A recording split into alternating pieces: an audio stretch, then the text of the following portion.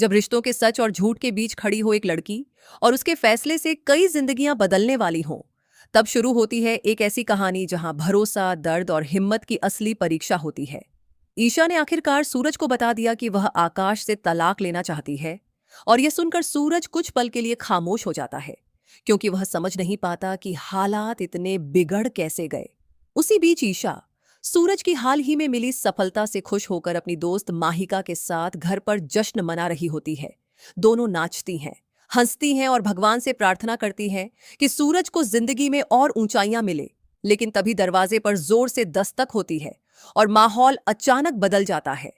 आरव गुस्से में अंदर आता है और ईशा पर बरस पड़ता है कि तुम उस इंसान की सफलता पर खुशियां मना रही हो जिसने तुम्हारे अपने भाई का करियर खत्म कर दिया।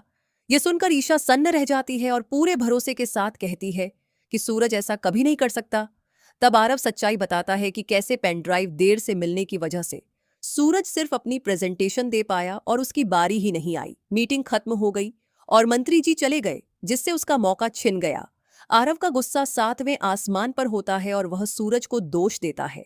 हालांकि सूरज उसे समझाने की पूरी कोशिश करता है कि यह सब जानबूझकर नहीं हुआ, लेकिन आरव कुछ सुनने को तैयार नहीं होता और वहां से चला जाता है। ईशा उसे रोकने की कोशिश करती है, लेकिन वह नहीं रुकता। कुछ देर बाद ईशा उसे फिर समझाने की कोशिश करती है, लेकिन इस बार उसे आरव के पास से शराब की बदबू आती है और उसे समझ आ जाता है कि वह नशे में है। तभी अचानक आकाश भी वहां पहुंच जाता है और वह भी नशे में धुत होता है। हालात और बिगड़ जाते हैं जब आकाश बिना सोचे समझे ईशा पर हाथ उठाने की कोशिश करता है, लेकिन आरव पीछे से उसे पकड़ लेता है और रोक देता है।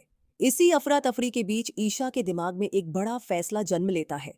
वह हिम्मत जुटाकर कहती है कि अब बहुत हो चुका। यह आदमी रोज मुझे परेशान करता है, मारता है, और अब मैं इसके साथ एक पल भी नहीं रह सकती। मैं आकाश से तलाक लेना चाहती हूँ। यह सुनते ही दोनों के चेहरे का रंग उड़ जाता है। आरव का गुस्सा थोड़ा शांत होता है, लेकिन वह समाज की चिंता जताते हुए कहता है कि लोग क्या कहेंगे। तब ईशा दृढ़ आवाज में जवाब देती है कि अब उससे किसी की परवाह नहीं। वह अब कभी शादी नहीं करेगी, अपने पैरों पर खड़ी होकर नौकरी करेगी और अपनी जिंदगी खुद जिएगी। उसकी इस हिम्मत के आगे आरव भी झुक जाता है और आकाश भी मजबूर हो जाता है। वह चाहकर भी अपनी मां की धमकी का सहारा नहीं ले पाता। हालात बदलने लगते हैं और ईशा अपने इस फैसले के बारे में सूरज को भी बताती है। सूरज पहले तो चौंकता है, लेकिन फिर उसके दिल में ईशा के लिए इज्जत और बढ़ जाती है, क्योंकि उसने अपने आत्मसम्मान के लिए इतना बड़ा कदम उठाया। सूरज उसे भरोसा दिलाता है कि अब वह हर हाल में उसके साथ है और दोनों मिलकर एक नई शुरुआत करेंगे। लेकिन सूरज यह नहीं जानता कि यह सिर्फ एक नई शुरुआत नहीं, बल्कि एक ऐसे रिश्ते की नींव है जो पहले से कहीं ज्यादा मजबूत और सच्चा बनने वाला है। जब एक औरत अपने डर को छोड़कर अपने हक के लिए खड़ी हो जाती है, तब कहानी सिर्फ बदलती नहीं, इतिहास बनाती है। और ईशा ने आज वही कर दिखाया है। अब देखना यह है कि इस नए सफर में किस्मत उनका साथ देती है या फिर एक और परीक्षा उनका इंतजार कर रही है।